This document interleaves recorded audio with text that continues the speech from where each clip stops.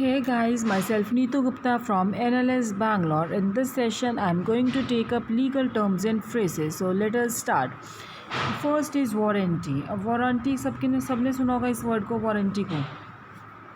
ठीक है. It means generally ये जो वारंटी है, जो गुड्स आप परचेज कर रहे हो उसकी क्वालिटी के बारे में बात कर रही है कि वारंटी, अगर ये आपके गुड्स ख़राब हो रहे हैं, कोई भी आप कुछ भी परचेज़ कर रहे हो ख़राब हो रहे हो, तो there is a warranty on it. Is it clear? तो उस टाइम पीरियड में जितने टाइम के लिए वारंटी है, 1 साल के, 2 साल के, 3 साल के, उसमें आपके गुड्स को वो रिपेयर करके देते हैं. A written statement of good quality of merchandise, clear title to real store और that a fact stated in contract is true. An express warranty is definite written statement and employed warranty is based on the circumstances surrounding the sale और the creation of the contract. Next is warranty deed. Warranty deed means ये एक deed है real property के लिए, जो guarantee करती है seller को, जो गारंटी करता है कि जो सेलर है उसका क्लियर टाइटल है इस प्रॉपर्टी पे, गुड टाइटल है, and he has a right to transfer that title. ठीक है. तो जो ग्रांट डीड है जनरली वारंटी डीड होती है, while quit claim deed is not a warranty deed. Is it clear? Next is waste. Waste means कि अगर हम वेस्ट की बात करें, जो हमारा फालतू चीज़ है, जो हम करें वेस्ट है, इसको फेंक दो, यू कैन से गार्बेज. ठीक है. जैसे आप गार्बेज विच में include poisonous effluents.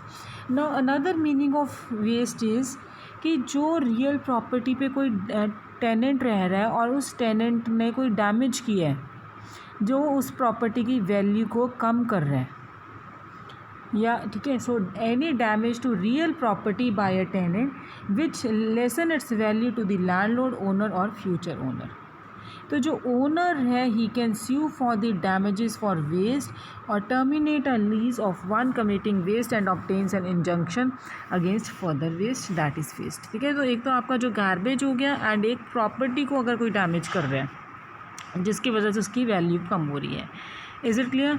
Next is watered stock. Now what do you mean by watered stock? watered stock है कि जो कंपनी के शेयर्स ऑफ स्टॉक हैं वो यूज़ इशू किए गए हैं उस प्राइस पे जो उनकी जो वैल्यू है उस वैल्यू से बहुत ज़्यादा प्राइस पे इशू किए गए, that is watered stock. Is it clear? I am repeating. जो किसी कॉरपोरेशन के शेयर्स ऑफ स्टॉक का प्राइस है उस प्राइस से कहीं ज़्यादा प्राइस पे उसे सेल इशू किए गए हैं, that is watered stock. Shares of see look at your screen guys, shares of stock of a corporation which has been issued at a price for greater than true value. In this case, actual value of all the share is less than the value carried on the books of the corporation. Is it clear? Next is weight of evidence. Weight of evidence means की जो strength है, value है, believability of evidence and that is presented on factual issues by one side as compared to the evidence introduced by the other side. Is it clear? Next is vet reckless. What do you mean by vet reckless? So it means कि जहाँ पे आप plea ले रहे हो, आप पे reckless driving का चार्ज लगा, उस पर वहाँ पे प्ली ले रहे हो, एल्कोहल के रिलेटेड है. ठीक है. तो वहाँ पे भी प्ली ले रहे हो. क्या प्ली ले रहे हो कि आपका चार्ज रिड्यूस किया जाए क्योंकि जो ड्रंक ड्राइविंग थी वो बॉर्डर लाइन इलीगल था. देयर वाज कोई एक्सीडेंट नहीं था, कोई प्रायर रिकॉर्ड नहीं था वहाँ पे. Is it clear? सो आपका जो रिज़ल्ट क्या है, आपको कोई वहाँ पे जेल नहीं हो रही है, फ़ाइन भी बहुत कम हो रहा है, और वहाँ पे ड्रंक ड्राइविंग कन्विक्शन का रिकॉर्ड भी नहीं है. अगर कोई आगे सब्सिक्वेंटली अगर कोई ड्रिंक ड्राइविंग का कन्विक्शन है तो वो उसको हम वेट रेकलेस कंसिडर करते हैं. जो वेट रेकलेस है उसको क्या कंसिडर किया जाएगा? Prior drunk driving conviction. Then it will result to a heavier punishment. ठीक है. आपको जेल भी भेजा जा सकता है, that is wet reckless. Is it clear? Next is whiplash. Whiplash means, what do you mean by the term whiplash? इसमें क्या है आपका कि यहाँ पे कोई आपको एक्सीडेंट से नेक इंजरी हुई है या बैक इंजरी हुई है, तो दैट इज़ विप्लैश. ये इंजरी है ये सॉफ्ट टिश्यूज़ को हो रही है और कई बार वर्टेब्रे को भी हो रही है, and it does not always evidence itself for a day और टू। ये बहुत लंबे टाइम तक भी पेन चल सकता है, up to years you can से।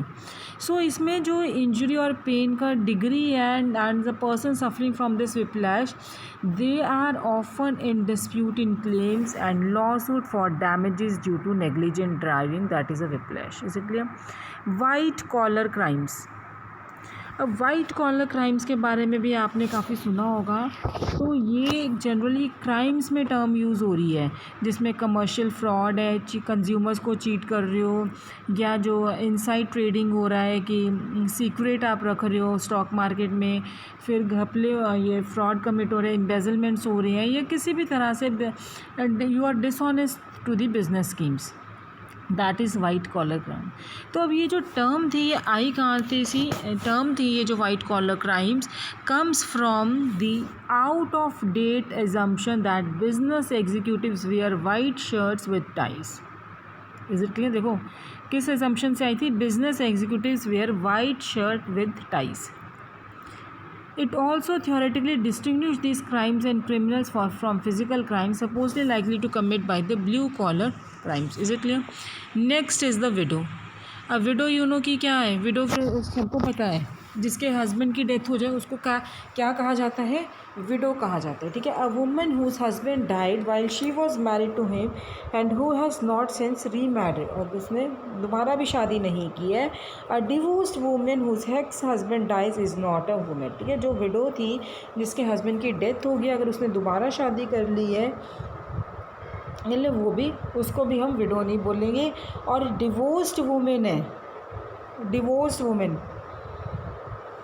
डिवोर्स हो गया एक कपल का, तो अब डिवोर्स होने के बाद उसके हस्बैंड की डेथ हो गई है तो उसको विडो नहीं बोलेंगे, क्योंकि उसको ऑलरेडी डिवोर्स हो चुका था। Is it clear? फिर अब हम डिवोर्स का ये किसको बोलेंगे विडो? जो रिलेशन में थे, they were living as a husband and wife. ठीक है। They were living as a husband और वाइफ, तो अब उसके हस्बैंड की डेथ हो गई, हम उसको विडो बोलेंगे। लेकिन अगर डिवोर्स हो गया है, उसके बाद हस्बैंड की डेथ हुई है, that lady will not be a window, उसको विडो नहीं बोलेंगे। या उसने दोबारा शादी कर ली तब भी वो विडो नहीं है। Next is widows election. Widows elections means there is a choice a widow makes between accepting what her husband left her in his will, कि जो उसने उसके हस्बैंड ने विल में छोड़ा है, and what she would receive by the laws of succession, तो she has to make a choice between these two. Next is widower. widower means जिस पर्सन की वाइफ की डेथ होगी हो और उसने अभी तक दोबारा शादी नहीं की है, he is known as the widower. Husband की डेथ हो जाए वाइफ को क्या बोलेंगे? विडो। वाइफ की डेथ हो जाए हस्बैंड को क्या बोलेंगे? Widower. Is it clear? Next is a will. अब विल सबको पता ही कि क्या है, कोई जो पर्सन की प्रॉपर्टी है अपने मरने से पहले, उसकी डेथ से पहले कभी भी नॉट अंडर की, जब वो डेथ के एक्सपेक्टेशन में तब वो विल लिख रहा है, तो कभी भी वो कोई विल लिख रहा है, कोई रिटर्न डॉक्यूमेंट है जिसमें उसने अपनी प्रॉपर्टी के लिए लिखा है कि कौन उसके प्रॉपर्टी के बेनिफिशरीज होंगे, किसको प्रॉपर्टी मिलेगी, किस तरह से मिलेगी, that is a will. Is it clear? A written document which leaves the state of the person who signed the will to named persons or entities, including portions or percentage of the estate, special gifts, creation of the trust for management and future distribution of all or portion of estate, उसको हम क्या बोलते हैं? Testamentary trust. A will usually names an executor to manage the estate, state the authority and obligation of the executor in the management and distribution of the estate, sometimes give funeral or burial instruction, nominates guardian of minor children, and spell out the other terms. To be valid, the will must be signed by the person who made it to be dated and witness by the two people. ठीक है। जो valid will है वो person जिसने बनाई है will वो sign करेगा, डेट करेगा, और and it is witnessed by the two people. Is it clear? So will किसकी हैंड राइटिंग में होनी चाहिए? टेस्टर के हैंड राइटिंग में, signed and dated, but without witness it is valid. अगर विल फोर्स में है, if the will is still in force at the time of the death of the testator, ठीक है, there is substantial state and a real state, then will must be prohibited. अगर कोई executor नाम ही नहीं किया गया और द एग्जीक्यूटर इज डेड और अनेबल और unwilling to serve an administrator will be appointed by the court. Is it clear? So written amendment और addition to a will is called codicil. अगर विल में कोई एडिशन कर रहे हो आप या विल की कोई अमेंडमेंट कर रहे हो, ठीक है, कोई ऐड कर रहे हो, किसी भी तरह की अमेंड कर रहे हो विल को, उसको हम क्या बोलते हैं? कोडिसल। सो विल के साथ आपको एक और टर्म आ गई, legal term, that is codicil, which means when you are making when you have made any amendment in the will, that is a codicil and that must be signed, dated and witnessed just as is a will. जैसे will में 2 लोग witness करेंगे, वैसे ही कॉडिसल को भी 2 लोग witness करेंगे, और जब वो अमेंड होगी उसको हम क्या मानेंगे कि ये ओरिजिनल विल है। Now, if there is no state including the situation in which the assets have all been placed in a trust, then the will need not be probated. Is it clear? That is a will. Now, next legal term is will contest. Will contest means कि जहाँ पे आप lawsuit है, वहाँ पे lawsuit किस लिए है कि वहाँ पे विल चैलेंज हो रही है कि whether this will is a valid और नॉट। सो बेसिस क्या है विल को कॉन्टेस्ट करने का? उसमें क्या इंक्लूड होता है कि जो विल बना रहा है, टेस्टेटर है, he whether he was competent at the time the will was signed, ठीक है, कि जब विल साइन हुई थी क्या वो कॉम्पिटिटर था? That is a will contest. Wilful means when you are referring to the acts. Will क्या होता है? आपकी मर्ज़ी। जब आप कोई काम कर रहे हो, इंटेंशनल है, कॉन्शियस है, डायरेक्ट है टूवर्ड्स अचीविंग अ पर्पस। जैसे फॉर एग्जांपल कि डिफेंडेंट है, डिफेंडेंट ने अपने नेबर को अटैक किया, वॉज विलफुल, कि उसको इंटेंशनली उसने अटैक किया था। Next is wilfully. So one and the same thing, wilful and wilfully. Referring to do something intentionally, purposefully and stubbornly. He drove the car willfully into the crowd on the sidewalk. She willfully left the dangerous substance on the property. Next is wind up. Wind up का मतलब क्या है कि जब आप अपने business को, अपने कॉरपोरेशन को या अपने पार्टनरशिप को whatever एंड पे लेके आ रहे हो, that is a wind up. Is it clear? To liquidate, sell or dispose of the assets of a corporation or partnership. Winding up, वही आ गया, liquidating the assets of a corporation or partnership, settling accounts, paying bills, distributing remaining asset to shareholder or partners and dissolving the business. Is it clear? That is a winding up. Next is wire trap. Now wire trap means when आप कोई electronic device use कर रहे हो telephone lines को सुनने के लिए। When you are using any electronic device to listen in on a telephone line which is illegal unless allowed by the court order based upon showing by law enforcement of probable causes to believe the communications are a part of criminal activities. तो use of wire trap ये wrongful act है जिसमें parties को trap किया जाता है, जिसके telephones को ट्रैप किया जाता है, तो they can sue the party performing the act. Is it clear? So wire trap है, it is a different from a bug. Bug क्या है? ये रेडियो डिवाइसेस सीक्रेटली किसी के प्रेमिसेस में रखी जाती है उनकी कॉन्वर्जेशन सुनने के लिए या फिर इनकमिंग कॉल्स को टेप करने के लिए without notice to the caller. So that is a bug. और वायर ट्रैप क्या है? इलेक्ट्रॉनिक डिवाइस यूज़ करते हो किसी की टेलीफोनिक पे बातें सुनने के लिए, ट्रैप करने के लिए। Is it clear? क्लियर हो गया वायर ट्रैप एंड बग।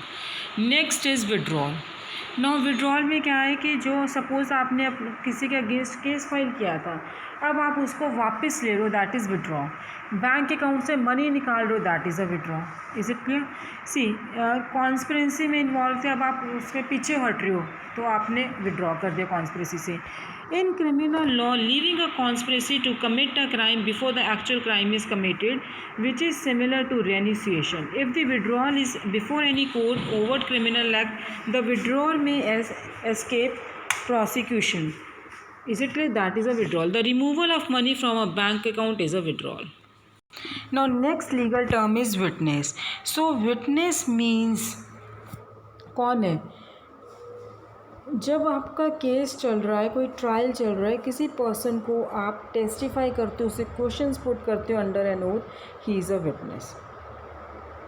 ठीक है, एक्सपर्ट भी हो सकता है वो. Whether a party to the lawsuit, जो पार्टीज़ हैं जैसे कि ये प्लेंटिफ या डिफेंडेंट है, क्या ये विटनेस हो सकते हैं? They may also be a witness. So witness हम किसको कहते हैं? जो इवेंट हुआ है, जो एक्ट हुआ है, जिसने देखा है, उसको हम विटनेस बोलते हैं.